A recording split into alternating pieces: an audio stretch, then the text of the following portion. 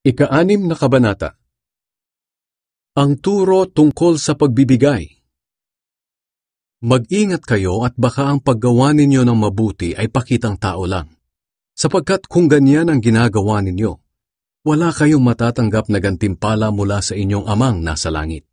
Kaya kapag nagbibigay kayo ng tulong, huwag na ninyo itong ipamalita gaya ng ginagawa ng mga pakitang tao roon sa mga sambahan at sa mga daan upang purihin sila ng mga tao.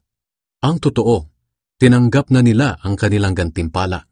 Sa halip, kung magbibigay kayo ng tulong, huwag na ninyo itong ipaalam kahit sa pinakamatalik nyong kaibigan, upang maging lihim ang pagbibigay ninyo. At ang inyong amang nakakakita sa ginagawa ninyo ng lihim, ang siyang magbibigay ng gantimpala sa inyo. Ang turo tungkol sa pananalangin. Kapag nananalangin kayo, huwag kayong tutulad sa ginagawa ng mga pakitang tao. Mahilig silang manalangin ng nakatayo sa mga sambahan at sa mga kanto ng lansangan para makita ng mga tao. Ang totoo, tinanggap na nila ang kanilang gantimpala. Sa halip, kung mananalangin kayo, pumasok kayo sa inyong kwarto at isara ang pinto, at saka kayo manalangin sa inyong ama na hindi nakikita. At ang inyong ama na nakakakita sa ginagawa ninyo ng lihim ang magbibigay ng gantimpala sa inyo. At kapag nananalangin kayo, huwag kayong gumamit ng maraming salita na wala namang kabuluhan, tulad ng ginagawa ng mga taong hindi kumikilala sa Diyos. Akala nila ay sasagutin sila ng Diyos kung mahaba ang kanilang panalangin. Huwag niyo silang gayahin, dahil alam na ng inyong ama kung ano ang kailangan ninyo, bago pa man ninyo ito hingin sa Kanya. Kaya manalangin kayo ng katulad nito. Ama naming nasa langit, sambahin nawa kayo ng mga tao. Naway magsimula na ang inyong paghahari, at masunod ang inyong kalooban dito sa lupa, tulad ng sa langit. Bigyan niyo po kami ng aming pagkain sa araw-araw. Patawarin niyo kami sa aming mga kasalanan, tulad ng pagpapatawad namin sa mga nagkasala sa amin. At huwag niyo kaming hayaang matukso, kundi iligtas niyo po kami kay Satanas. Sapagkat kayo ang hari, ang makapangyarihan at dakilang Diyos magpakailanman. Kung pinapatawad ninyo ang mga taong nagkasala sa inyo, patatawarin din kayo ng inyong amang nasa langit. Ngunit kung hindi ninyo sila pinapatawad, hindi rin kayo patatawarin ng inyong ama.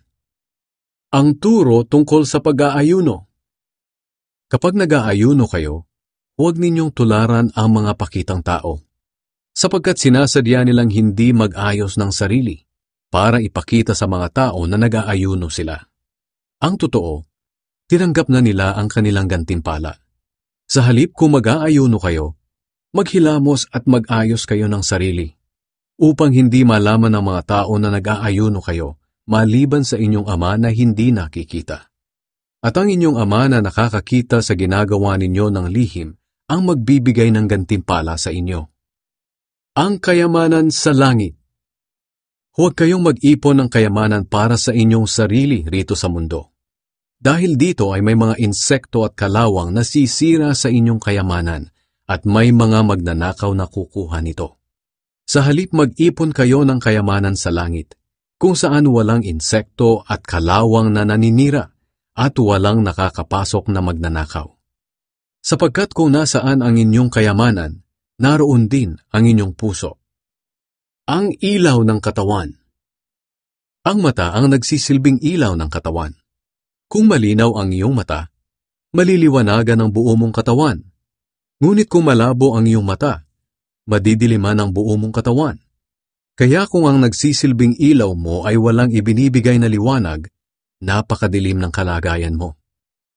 Sino ang dapat nating paglingkuran? Ang Diyos o ang kayamanan? Walang taong makapaglilingkod ng sabay sa dalawang amo, sapagkat kapopootan niya ang isa at iibigin ang ikalawa, o kaya'y magiging tapat siya sa isa at hahamakin ang ikalawa. Ganon din naman, hindi kayo makapaglilingkod ng sabay sa Diyos at sa kayamanan. Kaya sinasabi ko sa inyo, huwag kayong mag-alala tungkol sa inyong buhay, kung ano ang inyong kakainin, iinumin o susuotin. Dahil kung binigyan kayo ng Diyos ng buhay, siguradong bibigyan din niya kayo ng pagkain at isusuot. Tingnan ninyo ang mga ibon sa himpapawid. Hindi sila nagtatanim o nag-aani o nag-iipon ng pagkain sa bodega. Ngunit pinapakain sila ng inyong amang nasa langit. Hindi ba't mas mahalaga kayo kaysa sa mga ibon? Sino sa inyo ang makakapagpahaba ng kanyang buhay ng kahit isang saglit sa pamamagitan ng pag-aalala? At bakit kayo nag-aalala tungkol sa pananamit? Tingnan ninyo ang mga bulaklak na tumutubo sa parang. Hindi sila nagtatrabaho o naghahabi. Ngunit sasabihin ko sa inyo, kahit si Solomon ay hindi nakapagsuot ng damit na kasing ganda ng mga bulaklak na ito sa kabila ng kanyang karangyaan. Kung dinadamitan ng Diyos ng ganito ang mga damo sa parang, na buhay ngayon pero kinabukasan ay malalanta at susunugin, kayo pa kaya? Kay liit ng inyong pananampalataya. Kaya huwag kayong mag-alala kung ano ang inyong kakainin, iinumin o susuotin. Ang mga bagay na ito ang pinapahalagahan ng mga taong hindi kumikilala sa Diyos. Ngunit alam ng inyong amang nasa langit na kailangan ninyo ang mga bagay na ito. Kaya, unahin ninyo ang mapabilang sa kaharian ng Diyos at ang pagsunod sa kanyang kalooban, at ibibigay niya ang lahat ng pangangailangan ninyo. Kaya huwag na kayong mag-alala tungkol sa kinabukasan, dahil ang bukas ay may sarili ng alalahanin. Sapat na ang mga alalahaning dumarating sa bawat araw.